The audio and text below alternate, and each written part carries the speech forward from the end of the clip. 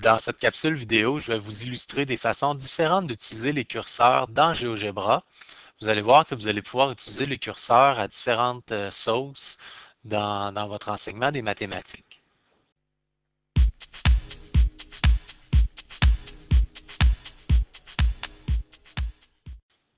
Une façon d'utiliser les curseurs, c'est bien sûr quand on parle de paramètres dans les fonctions ou dans les droites.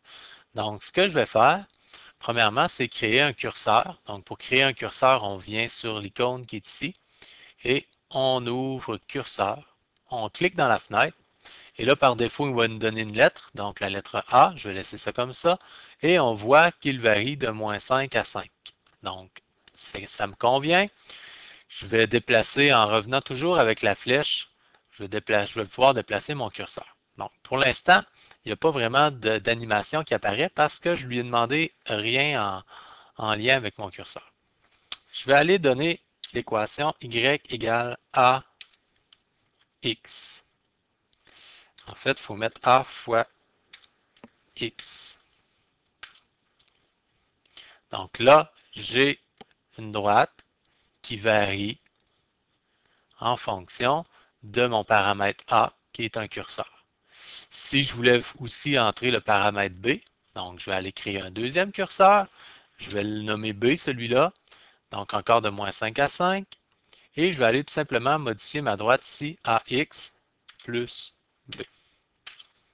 Donc là, j'ai mon paramètre a comme tout à l'heure qui varie, et j'ai mon paramètre b qui varie également.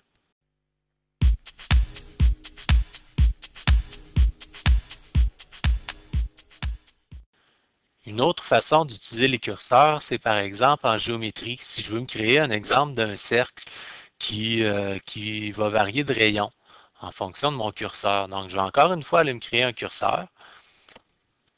Celui-ci, par contre, je vais lui mettre comme valeur minimale 0, étant donné que les rayons ne peuvent pas être négatifs, jusqu'à 10.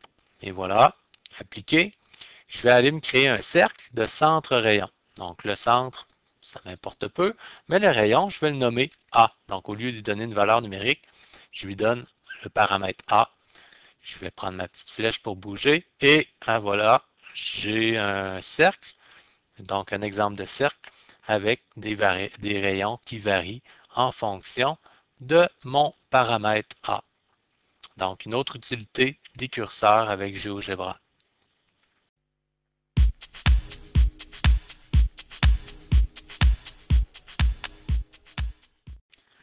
Une autre façon d'utiliser les curseurs, c'est par exemple dans les rapports d'homothétie.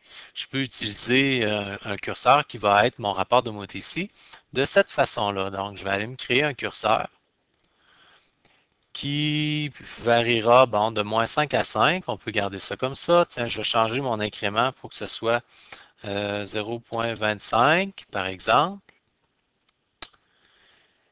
Donc là, j'ai un curseur qui varie, ça va. Je vais aller insérer une image que je vais faire subir une homothétie. Et voilà.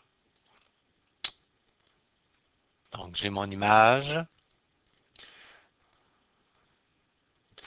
Et maintenant, je vais mettre un centre d'homothétie.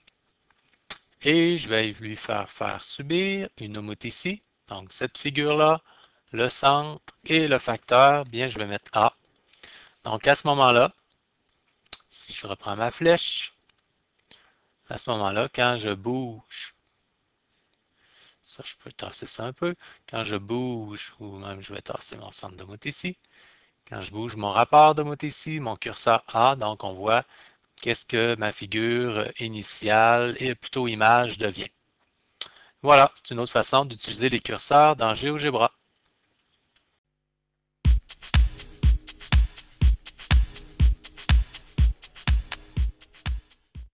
Avec les curseurs, je peux aussi me créer un point qui va se déplacer sur une droite et en même temps avoir les coordonnées de ce point-là. Donc, ce que je vais faire, c'est premièrement me créer une droite qui va être une fonction f de x. Donc, f de x égale, par exemple, à 3 fois x plus 2. Et voilà. Donc là, j'ai ma droite. Je vais me créer un curseur A qui va varier de, par exemple, moins 10 à 10. Mon curseur fonctionne, ça va.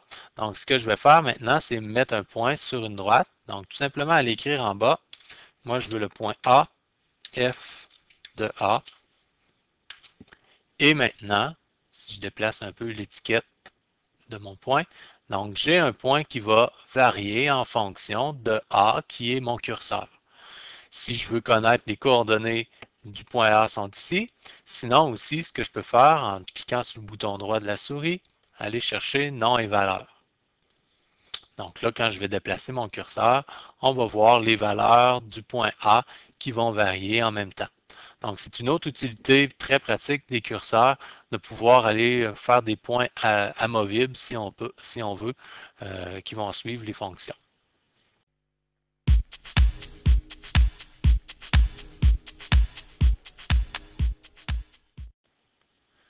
Je vais conclure cette capsule avec une façon un peu plus complexe d'utiliser les curseurs. C'est si je veux faire un fichier GeoGebra qui va être dynamique, qui va être animé, qui va être visuellement dynamique.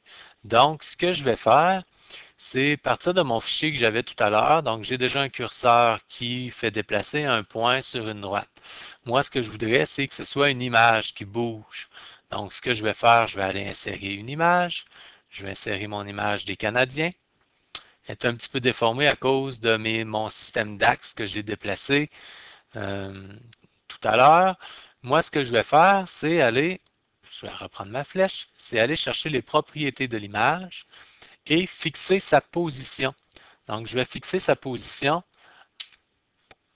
sur le point A. En fait, si j'avais la flèche ici, j'avais juste à aller chercher ma petite flèche. Et là, le coin inférieur gauche est fixé à A. Donc, si je déplace mon curseur, mon image va bouger. Pour rendre le fichier encore plus dynamique, si je clique sur le bouton droit et que je vais chercher les propriétés de mon curseur, ben, je peux tout simplement aller animer ici mon curseur. Donc, mon curseur va bouger tout seul et l'image va suivre également. Donc, c'est une façon de combiner plusieurs possibilités là, avec les curseurs. Je m'arrête ici. Il y a d'autres possibilités. Il y a une panoplie d'options avec les curseurs et peut-être que ça fera l'objet d'une prochaine capsule.